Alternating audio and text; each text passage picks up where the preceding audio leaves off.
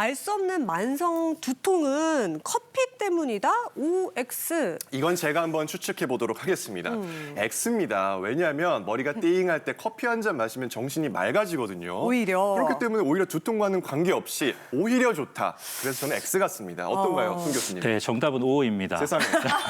바로 드셨어요, 오늘. 네, 보통 이제 만성 두통이라고 하면 한 달에 15일 이상 두통이 있는 경우를 얘기를 합니다. 네. 근데 이 만성 두통의 가장 흔한 원인이 사실 편두통입니다. 편두통은 뭐 우리가 보통 살다 보면 다 누구나 머리가 아프실 수가 있는데 편두통은 그런 걸 떠나서 뇌와 뇌혈관이 굉장히 민감하고 과민한 상태에서 지속돼서 어떤 유발 요인이나 뭐 스트레스를 받거나 잠을 못 자거나 하면 두통이 아주 심하게 생기는 일종의 뇌질환입니다. 근데 문제가 이 커피를 드시면 우리 스님께서 말씀하신 것처럼 처음에는 머리가 맑아지고 두통이 좀 좋아지는 것 같은데 맞아요. 이 가뜩이나 민감하고 과민한 뇌를 이 카페인이 더 자극을 해가지고 더 민감하고 과민하게 됩니다.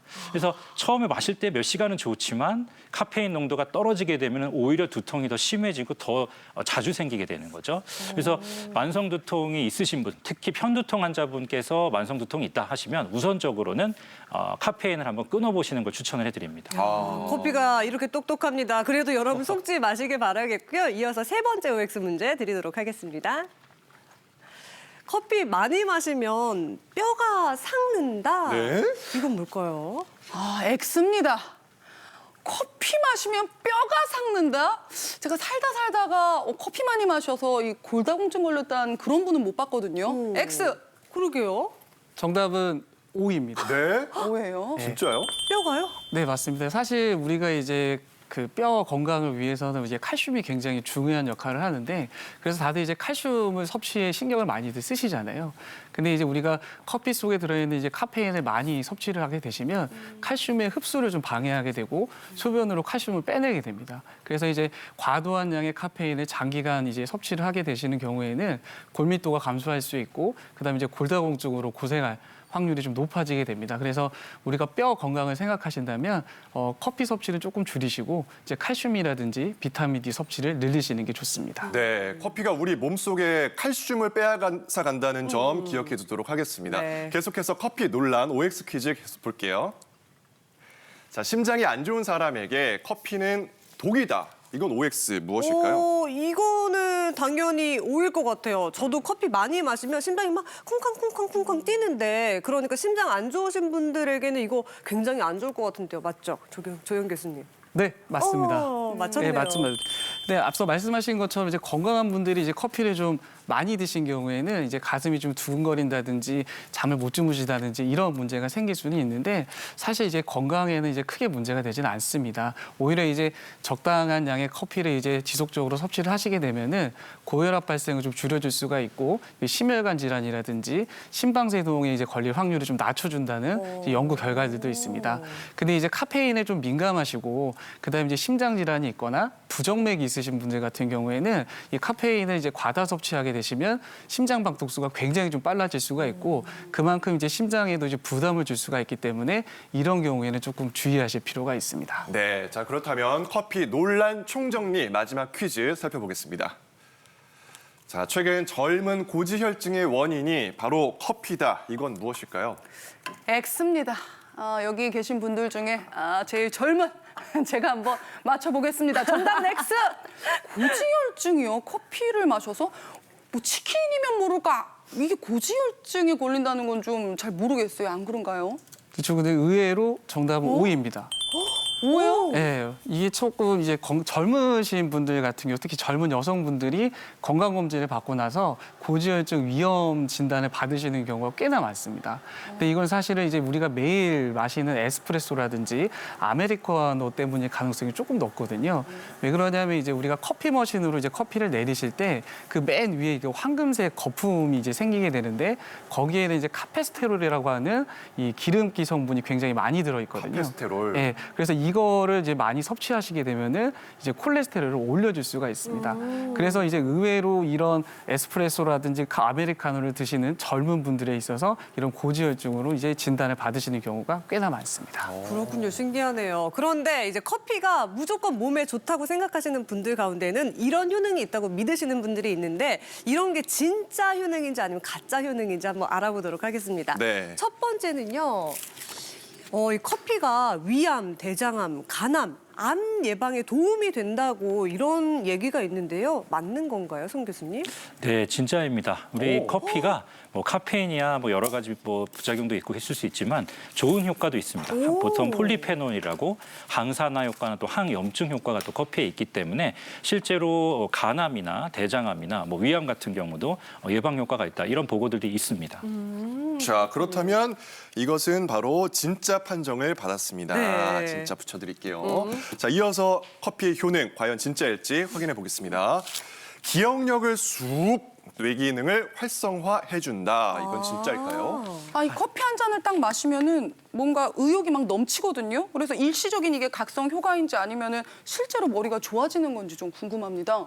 네, 사실 가짜입니다. 아. 예, 말씀하신 대로 처음에 드셨을 때는 각성 효과가 있어서 머리가 맑아지는 것 같고 기억력도 좋아지고 집중력도 좋아지고 뭐 이런 느낌이 있으실 수는 있지만은 이게 사실 일시적인 효과이고 이 커피를 자주 또 오랫동안 드셨을 때에 기억력이 좋아진다 또는 집중력이 더 지속돼서 오래 지속된다 뭐 이런 근거는 사실 이제 없습니다. 그래서 일시적으로는 각성 효과가 있지만 장기적으로 복용했을 때 그런 근거가 부족하기 때문에 또 이게 그런 것 때문에 뭐 과용을 하시고 자주 드시고 그러면 오히려 습관성이 되고 또 역으로 카페인에 대한 어떤 그 중독 증상이나 금단 증상이 생길 수 있기 때문에 과량 섭취는 피하시는 게 좋겠습니다. 네. 네, 근데 치매 걸린 분들에게도 뭐 커피가 좋다 안 좋다 이런 설들이 있는데 실제로는 어떤가요?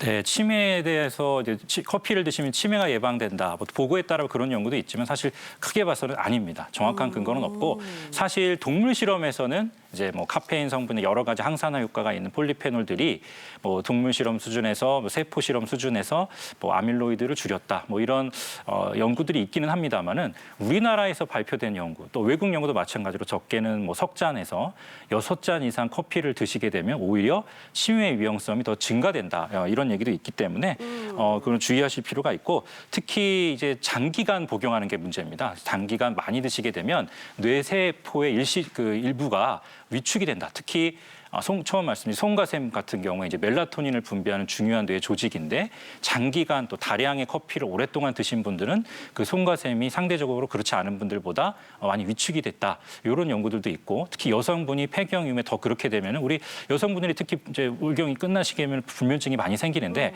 그런 이슈들이 또 있습니다. 그래서 과량 섭취는 피하시는 게 좋다. 그리고 이게 꼭 그 커피가 치매를 무조건 예방하는 것은 아니다. 이렇게 이해하시면 좋을 것 같습니다. 네, 커피로 인해서 뇌 기능이 실제로 좋아지는 건 아니라는 점 명심하도록 하면서 가짜 판명을 내리도록 하겠습니다. 가짜예요. 네, 이어서 커피의 효능 진짜일지 살펴볼게요. 세 번째입니다. 커피가 다이어트를 돕는다. 이거는 어떨까요? 이거는 제가 경험이 있어요. 네. 유산소 운동을 막 한 다음에 아이스 아메리카노를 딱 마시면 오. 분해된 지방이 커피를 타고 쑥 내려가는 것 같은 기분을 느낄 때가 있거든요. 제 말이 맞죠, 교수님? 아, 네, 그렇습니다. 그래요? 다이어트에 도움이 될 수가 있는데요. 오. 커피의 카페인은 몸의 신체 활력을 도와주는 아드레날린이라는 호르몬을 분비를 도와줍니다. 그래서 기초대사량을 올려줘가지고요. 에너지 효율을 높여서 에너지 소비가 증가됩니다. 그리고 장에서는 지방을 흡수하는 것을 방해하고요. 인슐린 저항성을 낮추어 주어서 당 대사에도 도움이 됩니다.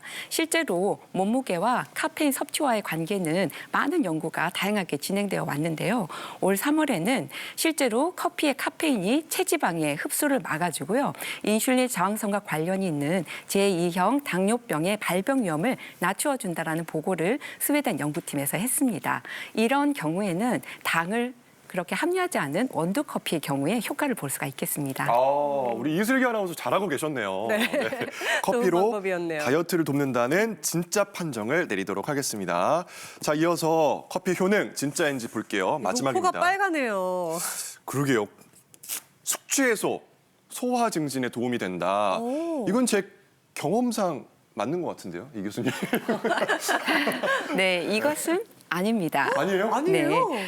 실제로 커피의 카페인은 이뇨작용을 하기 때문에 숙취의 원인이 되는 아세트알데하이드를 몸 밖으로 배출시키기는 하지만 이 이뇨작용으로 인해서 알코올 분해를 위해서는 수분이 필요한데요. 이 수분까지 몸 밖으로 배출시키기 때문에 숙취의 그런 증상을 가속화시키는 그런 효과를 또 가지고 옵니다.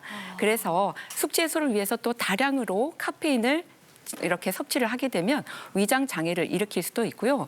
그리고 역류성 식도염을 가진 그런 분들에게는 그 위산을 역류시키는 불편함을 또 가지고 올 수가 있기 때문에 숙취 해소를 위해서는 커피를 드시는 것보다는 물을 많이 마시는 것이 훨씬 더 좋습니다. 네, 아니 요즘 젊은 분들 가운데는 해장을 이 커피로 한다 이런 사람들도 굉장히 많은데 가짜인 걸로 나왔으니까요. 커피는 숙취 해소 하시기 위해서 드시면 안 된다는 거 말씀드립니다.